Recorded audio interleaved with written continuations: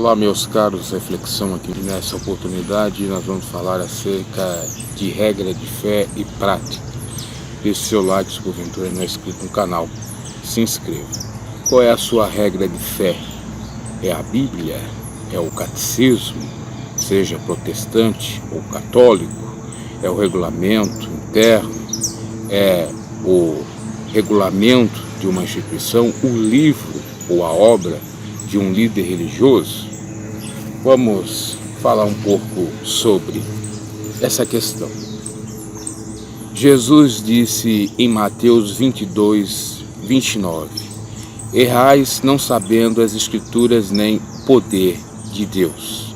Então ele destacou a importância de lermos e examinarmos as Sagradas Escrituras, que óbvio no seu tempo ainda não estava feito o Novo Testamento, muito menos tinha essa Bíblia que nós temos, Novo Testamento junto com o Velho Testamento. Se tinha, obviamente, livros do Velho Testamento divididos de acordo com a classificação judaica, como a Tanar, que é o Velho Testamento, e dividido em Torá, que é a lei, depois também os profetas menores, os livros sapienciais e por aí vai. Mas tinha essas escrituras para examinar. Na sua época não tinha o novo, mas o velho tinha. Jesus também disse em João 5,39: examinai as escrituras, porque julgais ter nelas a vida eterna, e são elas que testificam de mim. Então, novamente, mais um evangelista fala da importância que Jesus deu para então lermos a palavra dele, ou examinarmos as Escrituras. E isso obviamente que serviu para mais tarde para a igreja primitiva fazer, por exemplo, o que fez o povo bereano, ou de Bereia, que Paulo pregava e eles iam lá examinar se estava na Torá, se estava na Taná, no Velho Testamento, o que eles estavam pregando. Eles conferiam. E isso é muito importante, nós conferirmos se temos a Bíblia como regra de fé. 2 Pedro 1,20 nos diz: sabemos primeiramente que é isto, que nenhuma profecia da Escritura é particularmente, ou pode ser de particular interpretação. Ou seja, não posso eu interpretar ao meu bel prazer ou de qualquer modo. Tem que ser à luz do Evangelho ou da coerência da palavra do Senhor. Em 2 Timóteo 3,16, Paulo diz para o seu filho na fé Timóteo: toda a Escritura é inspirada por Deus. Por que citar esses versículos? Pelo simples fato de eles darem sustentáculo a termos como regra de fé a Bíblia Sagrada. Ainda que muitas religiões venham dizer que ela não é a única regra de fé, como é o caso da Igreja Católica, que tem a tradição paralela ou conjuntamente com a Bíblia como regra de fé, o catecismo também. E tem alguns católicos que chegam a afirmar que a Bíblia só é Bíblia por causa de um Papa no Concílio de Cartago, em 397 d.C., ter dito que a Bíblia inspirada por Deus é a palavra de Deus. Porque na concepção desse, a Igreja Católica teria escolhido os livros inspirados, tanto do Novo como do Velho Testamento. Não sabe ele que a Igreja só passou a ter esse posicionamento de averiguar uma coisa e outra quando Constantino institucionaliza a Igreja em 324 por aí. Ele se converte em 311, 312 ou 13 depois de Cristo. Oficialmente 320 e pouco é que passa a Igreja a ter a função de ter se resguardado os seus direitos, ou seja, ela passa a ter legalidade de acordo com o Estado. E até há uma fusão, né, de Estado e Igreja. Outrora a Igreja primitiva era perseguida. E Obviamente que eles seguiam aquilo que eles aprenderam de Jesus, que foi passado por via oral. Poderia ter alguns pergaminhos que eles guardavam dos originais. No entanto, eles tinham sim muitos judeus que se converteram e que passavam a verdade de Cristo. Inclusive nós temos relato de Flávio Joséfo, que descreve acerca de Cristo, isso aí em 100, 200 anos depois de Cristo. Então a gente tem algumas pinceladas de evidências que não foi a Igreja Católica que compeliu a Bíblia, ela escolheu do seu modo. No entanto, lá estavam os escribas, teriam escrito acerca de Jesus, Flávio Joséfo e tantos outros, inclusive cristãos. Então não é bem assim, até porque a Igreja Católica, mais tarde, já na Reforma, vai acrescentar ou ratificar outros livros que eram considerados não inspirados, que são lá no Velho Testamento 7, né? Na Bíblia protestante são 66, na católica 73. Mas para quê? Para sustentar a sua tradição. Tradição essa que Jesus condenou em São Mateus 15, 6.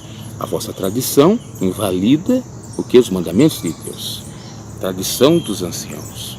Então a gente não pode, de maneira alguma, colocar como regra de fé, se é que nós somos cristãos, a tradição, o catecismo, o regulamento interno de uma instituição religiosa, mas tem que ser sim a palavra de Deus.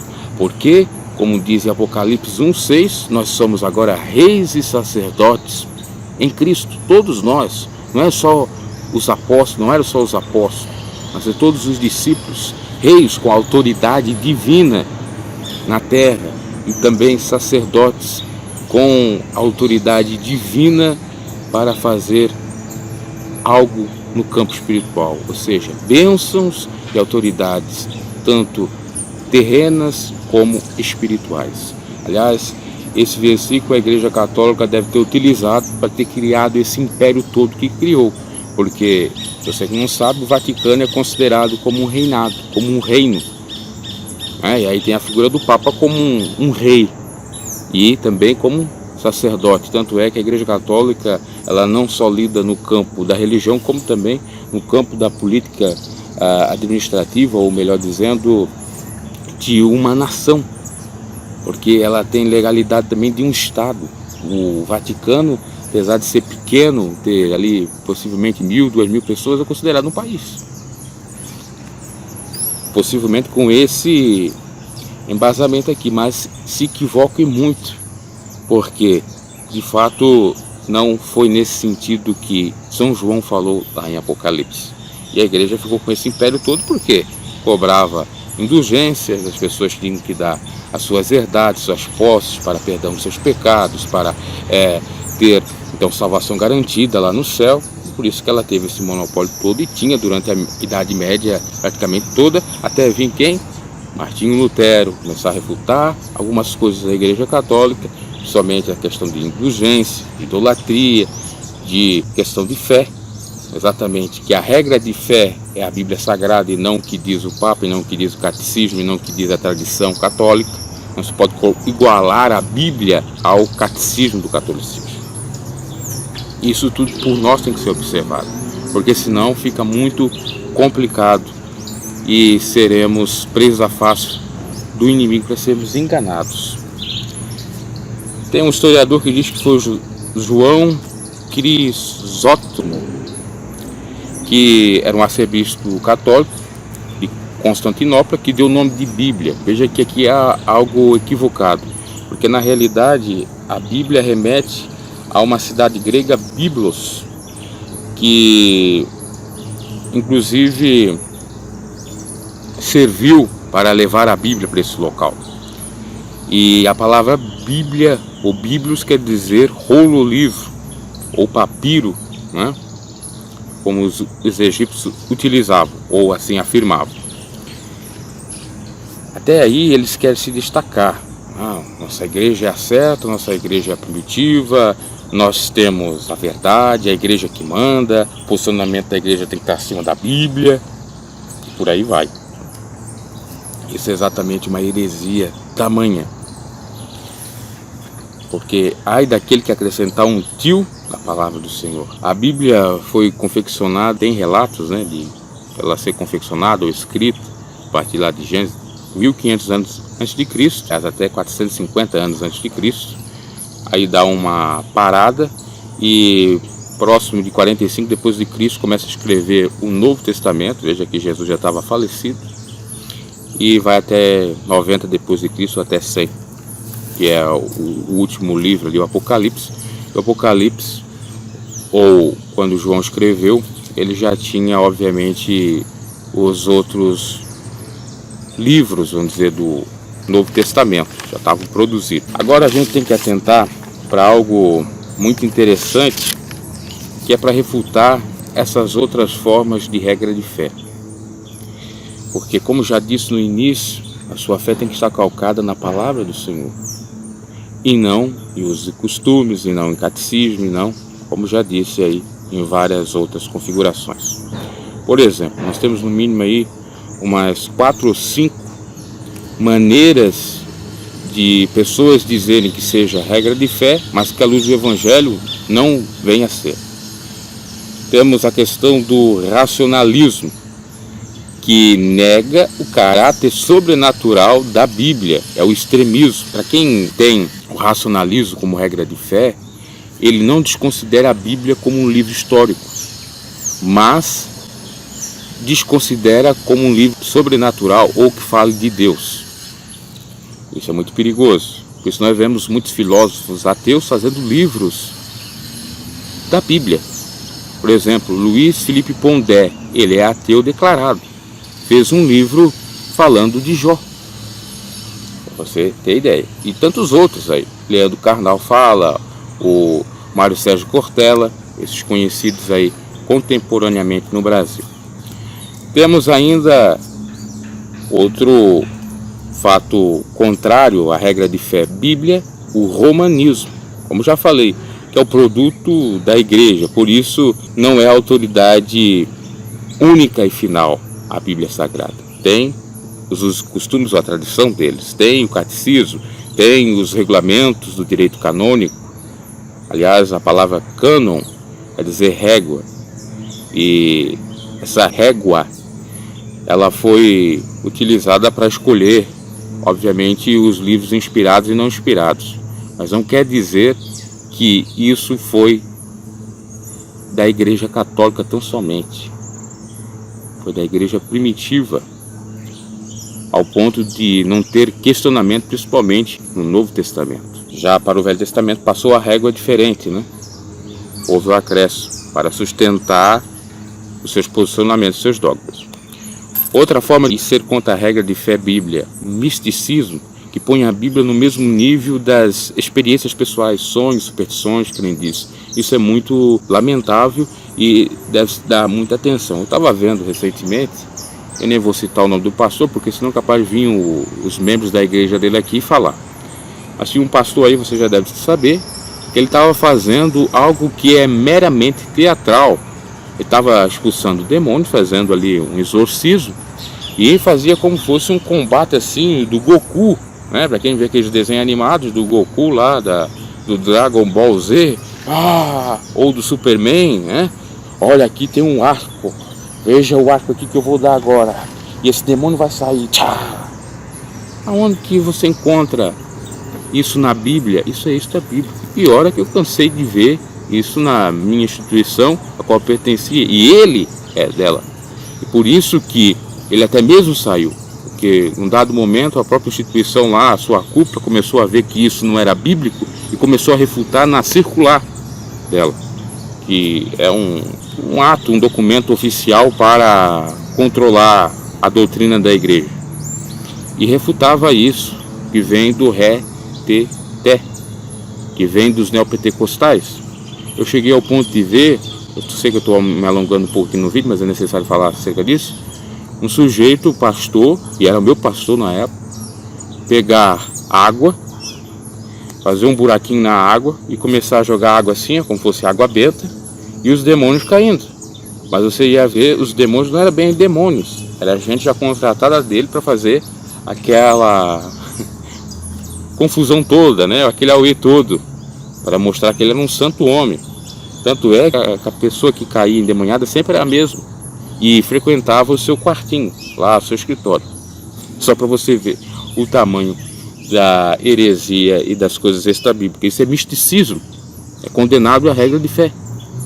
Seitas que colocam a Bíblia no mesmo nível dos livros dos escritos líderes e fundadores. Aí vai entrar a questão de quem?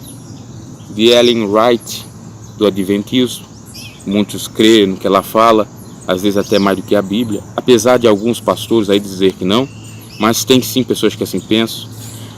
A dos Mormons, né? A Igreja do Senhor Jesus Cristo, ou de Jesus Cristo dos últimos dias, que coloca os escritos de Joseph Smith superior à Bíblia, como se ele fosse um Deus, uma reencarnação de algum santo profeta. A de Maomé, né? Que desconsidera Jesus, considera o Velho Testamento, mas o que o Maomé falou, que é o islamismo no caso, é o certo, e por aí vai. Isso não pode ocorrer. Um livro, uma norma, um mandamento do homem não pode ser superior à própria palavra de Deus. E essas seitas têm esse viés. Temos ainda a neo-ortodoxia, que fala acerca da Bíblia ser um livro falido e contém a palavra infalível de Deus, que é Cristo. Ou seja, se no racionalismo desconsidera a Bíblia como algo natural, sobrenatural, na neo-ortodoxia, que é aquilo que deve ser feito, eles consideram até a Bíblia como algo importante, como a palavra de Deus. No entanto, dizem que ela é falível pelo fato do seu contexto histórico. Veja como isso é complexo.